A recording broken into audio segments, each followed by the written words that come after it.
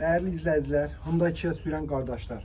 Deməli, 1.5, 1.6 dizel, 2 dizel, ekonom maşınlar belə deyək. Kia Rio'su olsun, i30 olsun, Sidi olsun. Yanacaq nasosları 200 manata, 180 manata satılan nasosları endirmə saldıq. Gəl bu gün apar 100 manat.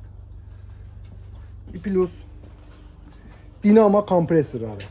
Amma say məhdudiyyəti yoxdur, saysızdır. Yəni nə qədər desəz o qədər. Kompresorlar 250 manat, 300 manat, 200 manata satılan kompresorlar. Gəl apar bu günlərsə qardaşım 160 manat. Dinamolar 80 manata, 90 manata satılan dinamolar 40 manata. Gəl götür apar.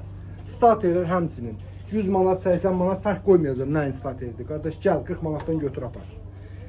Patrubka sistemidir. Gəl nəyin patrubkası lazımsa 5 manat. Gəl götür apar. Supportlar 60 manat, 70 manat, 80 manata satılan supportlar. Qardaş gəl 20 manatdan götür apar.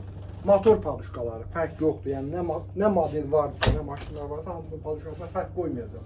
Qiyməti motor paduşkaları 90, 80, 70, 60 bir qiymət aralığında satılır. 30 manatdan gəl götür apar qardaşım.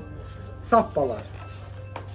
Ön sappalar, arxa sappalar hamısı ideal toplar, pasientlər ideal şəkildə. Gəl qardaşım hamısını götür apar 60 manatdan. Yəni bundan sonra detallarda aporlar həmçinin eyni vəziyyətdə. Aporların qiyməti cütünə gəl 50 manat ver götür apar qardaş. Bu qədər.